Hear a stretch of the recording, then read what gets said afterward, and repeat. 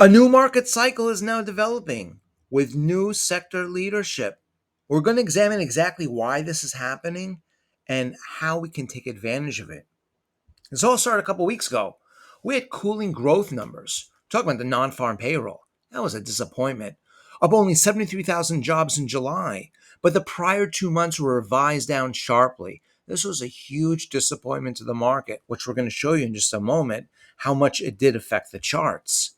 But this is in conjunction to hot inflation numbers we received even a little bit more recently. Specifically, consumer price index on a year over year basis, that's up 2.7%. That's in line with last month. Certainly not a good number though.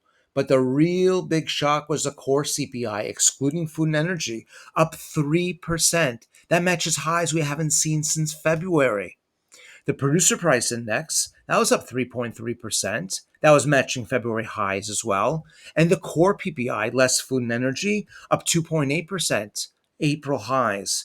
So we see a combination of cooling growth and hot inflation. Not a good combination to see. All this is leading us to the expectation of interest rate cuts. They're coming. Here are the odds that the Federal Reserve will cut interest rates in September from the current 425 to 450 down a quarter point to the 4.25 level. Well, notice on August 1st, non-farm payroll. As a result of that very poor non-farm payroll number, the odds that the Federal Reserve would cut rates in September rose from 38 to 80%. But notice on the right side of the chart, that's a CPI and PPI released on the 12th and 14th of last week. Well, the odds that the Federal Reserve would cut rates in September did not fall. They're still at around 89%. So the question remains, why did the odds that the Federal Reserve would cut rates in September, why did they rise in reaction to a cool non-farm payroll number, but they did not decline in the face of hot inflation numbers? It's been very much one-sided. There's a new market theme. Cooling economic growth, it's leading us to interest rate cuts. Hot inflation numbers, little reaction. Seems the market's only really paying attention to the growth numbers lately. Here's the Dow Jones Industrial Average. Again, on August 1st, the Dow was around 43,500. Well, as a result of the anticipation the Fed would cut rates, well, it's risen to almost 45,000. But notice, the stock market did not go down in light of those hot inflation numbers. Stock market's much more concerned with the expectation of lower interest rates reacting to that non-farm payroll figure. Here's the S&P 500. On August 1st, we're at 6238. We're almost at 6,500 at this point, with little reaction to the inflation numbers. But there are other markets. Here's the VIX, the volatility index, spiked above 20 on August 1st. But since then, it has declined. There has been a lot of complacency in the financial markets. And below 15, that's a very comfortable, complacent stock market, even in the light of those hot inflation numbers. Here's crude oil. Well, prior to the non-farm payroll number, we were at $69 a barrel. We're now around 62, 63. Here's a euro dollar. That was at 114 in the face of the non-farm payroll number. Well, the euro dollar goes up as a result of the US dollar going down. And the anticipation of lower interest rates is driving that dollar down. Here's a short-term Treasury note, the 13-week to be specific. That was at 418. That's the yield on August 1st. Well, now we're at 411. But most interesting are the medium-term expiration, like the 10-year U.S. Treasury, which moves more in anticipation of long-term economic growth. It seems that the Treasury the bond market, thinks that the lower interest rates in the future, which seem to be coming sooner rather than later, well, it's leading to the perception of longer-term economic growth. That's why I think those yields are rising over the longer term. So here's the real question. What stocks to own, what stocks to avoid? We're entering a new market cycle, and it's certainly important to make note of that. Well, every line here represents a different sector, ETF within the S&P 500. On the left-hand side, we started this at the non-farm payroll August 1st level. And since then, we've measured the percentage performance of every single ETF. We're going to show you what's working and what's not. Well, these are the best performing sectors: pharmaceuticals, metals and mining, home builders, healthcare, telecommunications.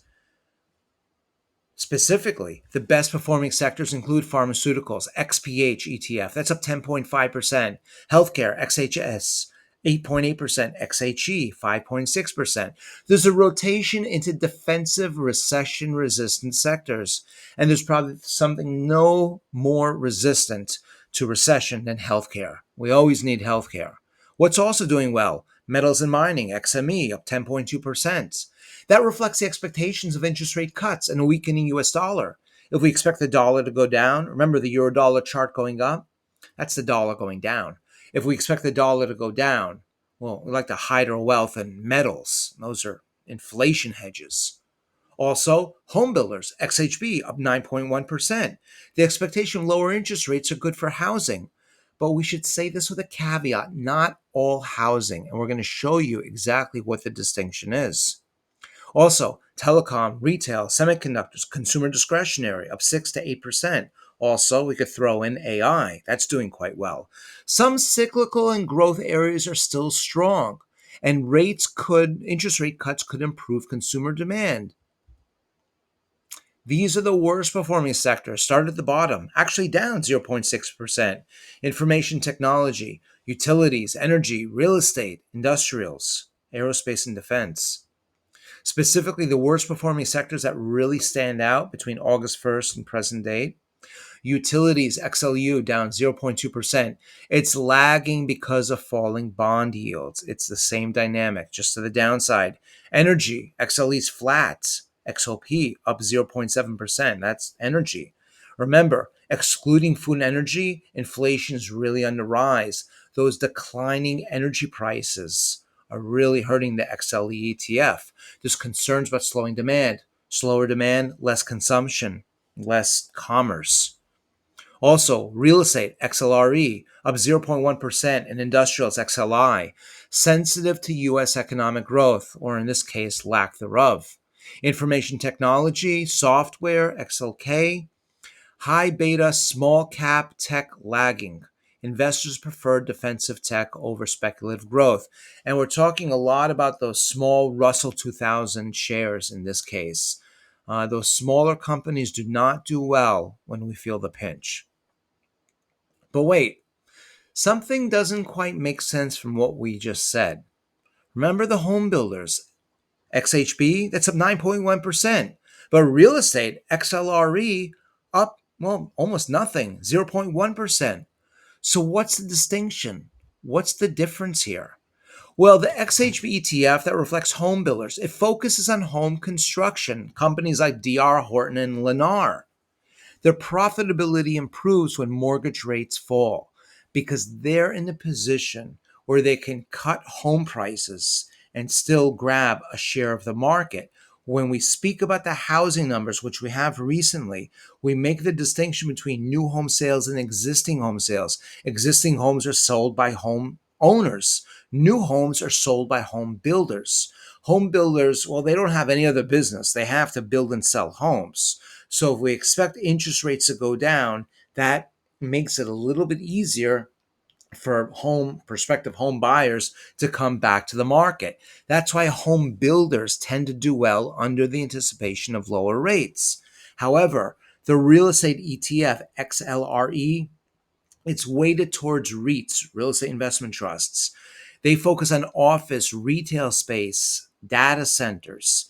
They're vulnerable to slower growth. The reason being is because the retail space, the rent is paid by retailers, offices, which we can expect will not do well under a period of contraction. So they're not so much concerned about selling, especially new homes like the home builders. They're more interested in collecting rent, hopefully rising rent under a period of economic growth. So the point in this, and this applies to other sectors as well, business models matter. It really does matter. We can't just throw money at real estate. We need to know what exactly the function of that ETF or stock is within real estate. Not only real estate, this applies to all sectors. Business models matter. So, what are the takeaways from all this? Number one, markets are pricing in slower economic growth. Like that non farm payroll number. That was awful. Defensive positions benefit. Number one, healthcare. Also, rising expectations of interest rate cuts. The market seems to be focused on the poor growth numbers. It does not seem to be very much concerned about those hot inflation numbers. Some sectors benefit. Remember, the home builders and technology, but business models do matter. Weak demand for energy and industrials. Those are more sensitive to bond yields, which are on the decline, especially those short term yields. So look for a continuation in the trend, meaning the stock trends we've looked at, if weak economic growth reports continue and the odds of a rate cut rise, while at the same time hot inflation remains sticky. See, this is a very interesting dynamic because the poor economic growth numbers are leading the market to believe that the Fed will cut rates sooner. And certain sectors we've spoken about like that, like lower rates, like the home builders, those new home sales. But on the same note, those higher inflationary pressures put an extra strain on other businesses. So it really does matter. But as a result, we expect those trends to continue in their current direction. Those trends are reacting to this special combination of cool growth and hot inflation. Also, just a reminder, if you haven't already, visit our Just the Data free newsletter. We'll post a link in the description of this video. Most recently, we took a really close look at the Kiwi dollar currency pair based on the COT, the Commitment of Trader report. Very interesting dynamic what's happened here, and it's something you can actually apply to the other currency pairs. And we have very much the intention to expand our discussion on the COT report to many other currencies and other commodities as well. We hope this has been helpful. We look forward to seeing you back soon.